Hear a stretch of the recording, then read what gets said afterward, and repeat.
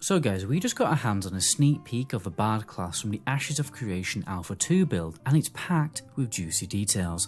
Not only does it give us a good look at how the Bard will function in the game, but it also offers a massive insight into how classes, raid content and group synergy are shaping up.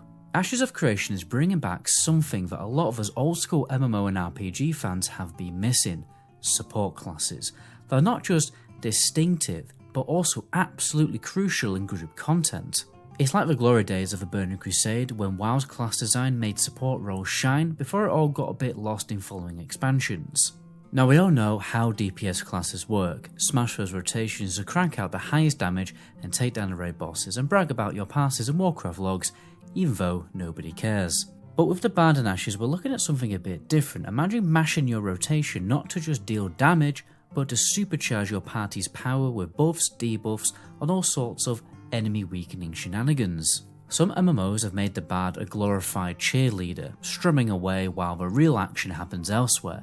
Thankfully, Ashes are taking a bit of a different route. The Bard is no fly on the wall. If I had to compare, I'd say that the Bard in Ashes feels a little bit like playing a support hero in Overwatch. I know that's a bit of a weird comparison, but you've got the action-packed gameplay with a hybrid of support and DPS abilities, plus tons of utility and maneuverability. And this is how support classes should be designed. They should be fun, engaging and impactful. You shouldn't feel like a musician on the sidelines who does nothing. The Bard also has some interesting synergy with other classes. Certain abilities in the game gain extra effects when cast on a target that currently has a debuff, usually applied by another class. This means the Bard can pull off some awesome combo moves with their party members. For example, let's say another class incapacitates a target. The Bard can then follow up with the Dark Lullaby ability, which doesn't break the cow control but deals damage and turns that incapacitation into a stun. The class design seems to be all about making abilities more effective or even altering their effects when paired with skills from other classes. Teamwork is very important. It reminds me a little bit of a Lord of the Rings Online's Fellowship abilities, where everyone in the group has to nail a colour-coded sequence to trigger different effects. The Bard even has a class mechanic that takes this to the next level, but I'll get into that later. So in most MMOs, you've got your 3 talent trees, and you pick from a few different talents every 5 levels or so. Ashes flips the script a bit. You see, you have your class talents, you have your weapon talents, and universal talents, and the class trees themselves, they're not just limited linear paths going down a talent tree. So you've got 3 tiers of talents. Once you invest enough points into tier 1, you unlock tier 2 and so on. The trees are shorter but wider, giving you more freedom to customise your character. Unlike in classic WoW, where you have to sink 40 points into a tree to unlock all of the good stuff, Ashes gives you access to the full range of talents much sooner. So you have to wait until you're higher level, like level 50 or something like that, to start picking the talents that you really want.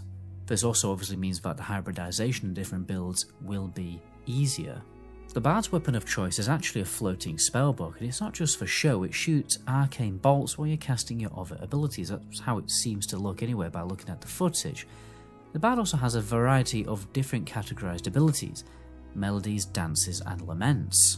Melodies are a 30 meter range party-wide buff with effects like healing over time, increased healing, mana regeneration, speed boost, etc, and even cathartic melody, which actually gives your allies a chance to heal themselves with their attacks.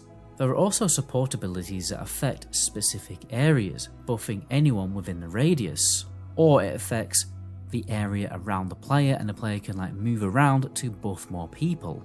And these buffs occur on people who are not in your group. It's not group dependent, and this is interesting because the devs have clarified that many raid support abilities will just be party wide, not raid wide. It's a nod to the good old, days of the Burning Crusade when group setup actually mattered, adding a layer of complexity and strategy to raid composition. Obviously this isn't everyone's cup of tea. Some people find it frustrating when their raid performance is hampered by a less than optimal group setup. But with 6 group slots per group instead of WoW's 5, I don't think it will be that much of an issue as it was in WoW. I am really hoping, for instance, that we won't have a Bloodlust shaman cycling kind of strategy setup, because not many people really liked that. The Bard also has abilities that give them different buffs with unique themes. Once you stack 3 of these buffs, you unlock your ultimate ability.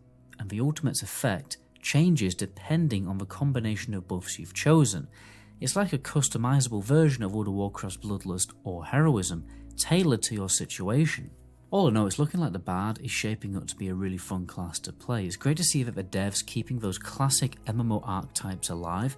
It's something many of us miss, especially now that modern MMOs have either streamlined or even disregarded even the old Holy Trinity tank, DPS and healer system. Guys, if you're as hyped as I am about Ashes of Creation, hit that like button and share this video and drop a comment below for the algorithm gods. If this video does well, I might start a whole series diving deeper into the world of Ashes. There's so much to cover and I'd love to make content where we really dive deep into it, rather than just making a WoW tier list for the 57th time this year. So be sure to subscribe for more Ashes of Creation content if it happens. My name is Metagoblin. Until the next video, ciao.